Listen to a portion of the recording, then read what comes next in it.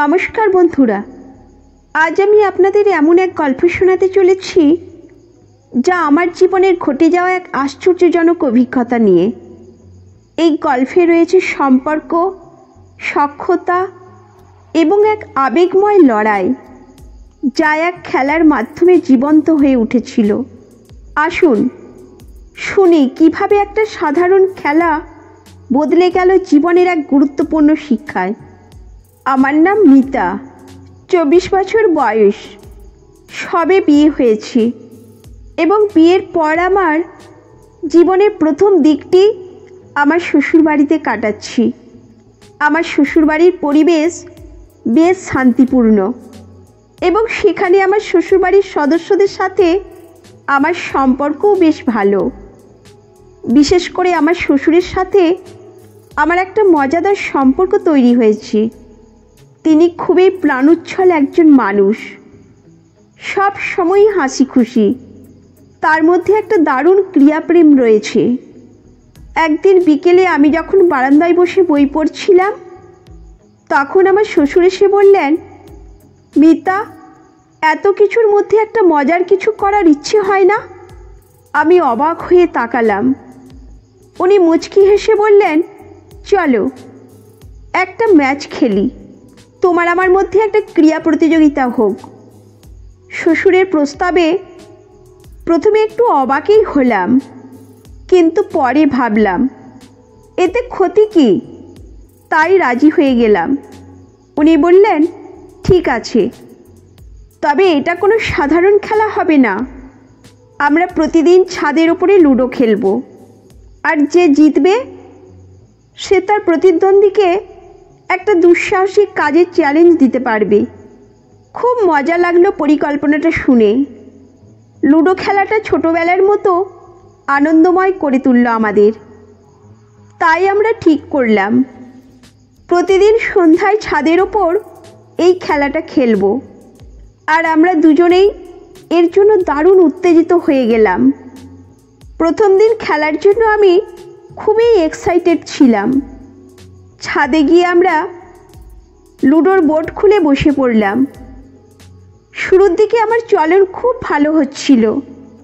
শ্বশুর একটু নার্ভাস দেখাচ্ছিলেন, কারণ আমি তার গুটি গুড়িয়ে একেবারে ঘরে পৌঁছে দিচ্ছিলাম। কিন্তু উনি খেলার মাঝেই কিছু না বলে হঠাৎ বললেন, তোমাকে একটা চ্যালেঞ্জ দিতে চাই মিতা, কিন্তু শর্ত একটাই, আমাকে হারাতে হবে।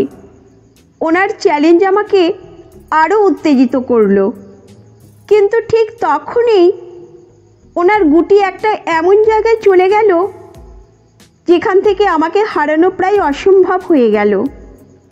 অবশেষে আমি খেলা হারলাম, আর শ্বশুরের মুখে এক বিজয়ীর হাসি।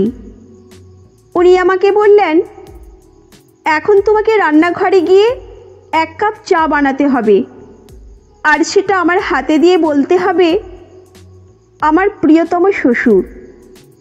এত মজাদার চ্যালেঞ্জে হারতে আমার কোনো খারাপ লাগলো না। হাসতে হাসতে চা বানিয়ে নিয়ে এলাম, আর উনি দারুণ মজা পেলেন।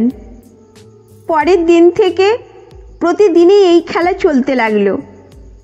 মাঝে মাঝে আমি জিততাম, মাঝে মাঝে উনি।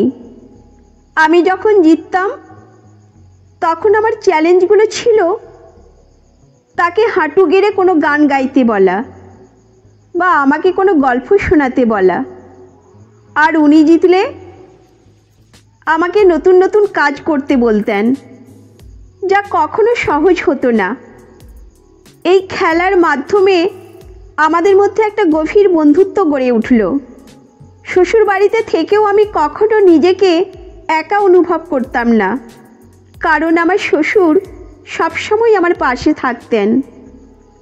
খেলার মাঝে আমাদের মধ্যে এমন সব কথা হতো যা সাধারণ জীবনে আমরা হয়তো কখনো বলতাম না। উনি আমার সাথে জীবনের নানা অভিজ্ঞতা শেয়ার করতেন, যা আমাকে অনেক কিছু শিখিয়েছে। এই খেলার মাধ্যমে আমি শিখলাম যে সম্পর্কের ভিত কেবল রক্তের বন্ধনে নয়, বন্ধুত্ব এবং মানসিক সংযোগেও গড়ে উঠতে পারে। আর এই সংযোগ তৈরি হয় যখন আমরা একে অপরের প্রতি মন থেকে আন্তরিক থাকি। শ্বশুরবাড়ি আর শ্বশুরমশাইকে নিয়ে যত ভয় বা দ্বিধা ছিল সেগুলো সবই এই খেলায় মিটে গেল। শ্বশুরও আমার প্রতি একান্তভাবে যত্নশীল ছিলেন। ওনার এই ক্রিয়াপ্রেম এবং আমার সাথে সময় কাটানোর ইচ্ছা দেখে আমি বুঝলাম তিনি আমাকে সত্যিই আপন করে নিয়েছেন। শেষ দিন আমরা একটা বিশেষ ম্যাচ খেলতে বসি। এই ম্যাচের শর্ত ছিল যে জিতবে সে আর একজনের কাছে নিজের জীবনের কোনো গোপন কথা শেয়ার করবে। আমি জানতাম এটা আমার খেলার শেষ দিন হতে পারে, তাই মন দিয়ে খেলতে লাগলাম। খেলার শেষে আমি জিতে গেলাম। আমি ওনার সামনে দাঁড়িয়ে বললাম, আজ আপনাকে আমাকে একটা গোপন কথা বলতে হবে যা আপনি এতদিন কাউকে বলেননি। উনি কিছুক্ষণ চুপ থেকে মৃদু হাসলেন এবং বললেন, মিতা, তুমি আমার মেয়ের মতো। আমি সবসময় চাই তুমি সুখী থাকো। এই খেলায় তোমার সাথে এতদিন কাটিয়ে বুঝলাম তুমি আসলে এক অসাধারণ মানুষ। তুমি আমার জীবনে যে আনন্দ এনেছো তা ভাষায় প্রকাশ করা কঠিন। এই ছোট্ট খেলাটা আমাদের জীবনের এক গভীর বন্ধুত্ব ও সম্মানের সম্পর্ক তৈরি করেছিল। এটা আমাকে শিখিয়েছে যে কখনো কখনো সাধারণ কিছু মুহূর্ত জীবনে বড় শিক্ষা নিয়ে আসতে পারে। শ্বশুরের সাথে এই খেলার স্মৃতি আমার জীবনে চিরকাল থেকে যাবে। বন্ধুরা, এই গল্প থেকে আমরা শিখলাম যে সম্পর্ক তৈরির জন্য ছোট ছোট উদ্যোগও যথেষ্ট। শুধু আন্তরিকতা আর ভালোবাসা থাকলেই সব সম্পর্ক সুন্দরভাবে গড়ে উঠতে পারে। আমার এই গল্প যদি ভালো লেগে থাকে তবে আমার চ্যানেল সাবস্ক্রাইব করতে ভুলবেন না। আর আমাদের আগামী গল্পগুলো দেখার জন্য অপেক্ষায় থাকুন। ধন্যবাদ।